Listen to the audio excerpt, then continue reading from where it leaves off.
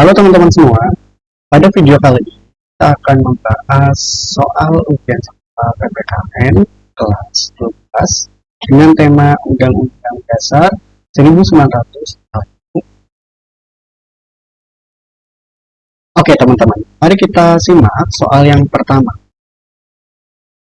Coba kita lihat, baca.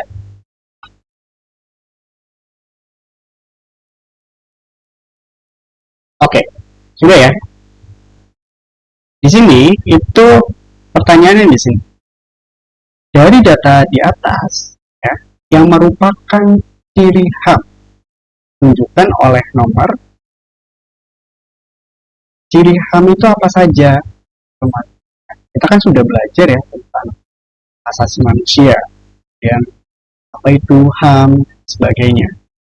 Ciri HAM itu juga mempunyai. Nah, coba kita lihat ya. Ciri-ciri hak asasi manusia di bawah ini.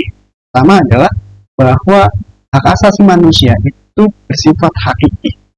Ya, satu, hakiki. Artinya apa?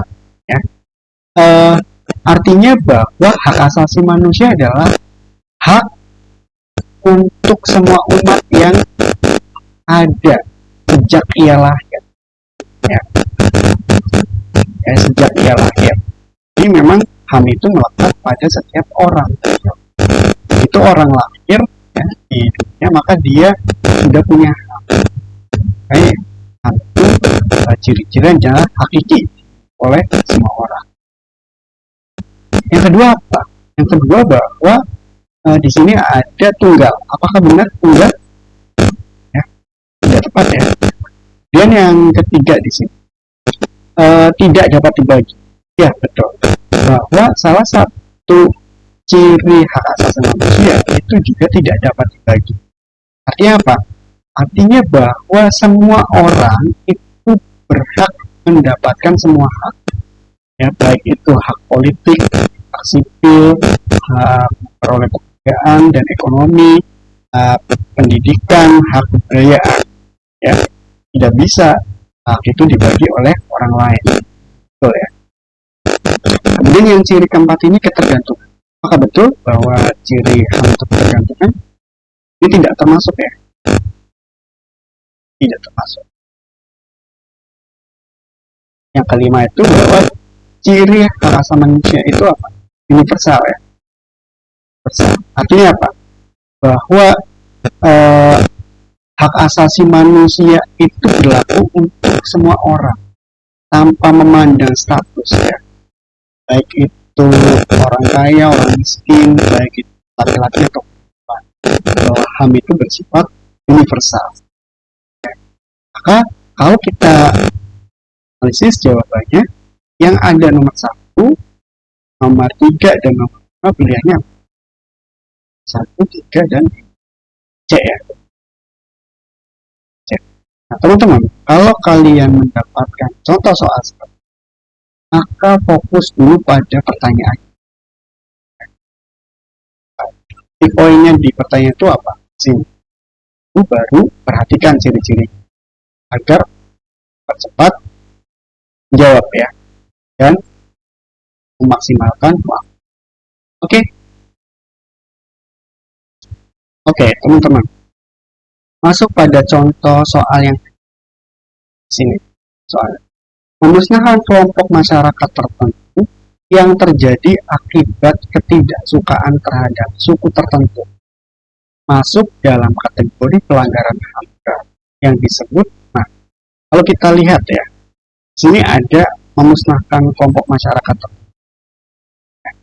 Ini sering terjadi di perang-perang besar ya. Nah, kalau yang memusnahkan kelompok masyarakat tertentu itu disebut apa? Yang pertama adalah diskriminasi. Diskriminasi itu apa? Diskriminasi itu perlakuan tidak adil ya. Jadi kan ya, bukan perlakuan tidak adil ya. Jadi ada pendiskriminasian, ada ketidakadilan yang menyebabkan kelompok atau perorangan ya. Tepat ya. Yang kedua kekerasan. Kekerasan ini bisa dilakukan oleh kelompok ataupun individu ya, tapi tidak memusnahkan kelompok. ya salah. Ketiga, kecurangan. Kecurangan apakah masuk pelanggaran HAM berat? Ya termasuk ya. Ya, penyiksaan. Penyiksaan ini sama juga dengan perbudakan. Dia masuk dalam pelanggaran HAM berat, tapi bukan yang ditanyakan di sini ya. Misalkan kelompok masyarakat.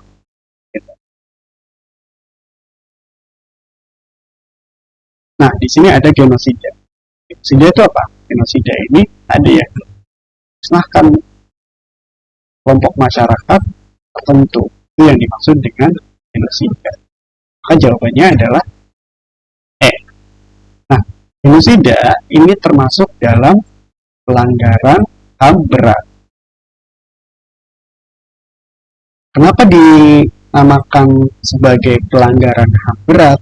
Ya, kalau kita mengacu pada Undang-Undang Republik Indonesia nomor 26 tahun 2000 tentang pengadilan HAM ya, bahwa pelanggaran HAM berat itu bisa dibagi menjadi dua. Ya, bisa dibagi menjadi dua. Pelanggaran HAM berat itu. Pertama apa? Pertama, kejahatan genosida ya. Genosida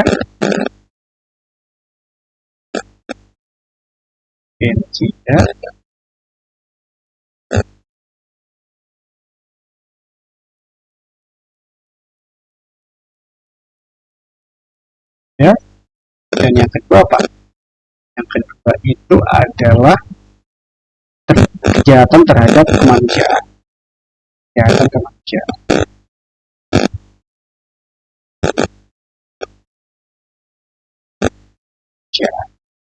Mencakup apa? Mencakup pembunuhan, ya, pemerkosaan, dan lain sebagainya.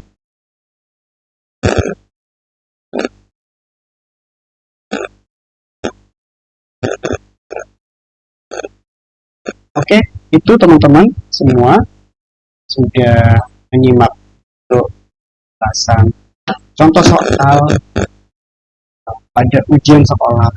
Ini kan Pancasila dan HAM. Sekian, maaf.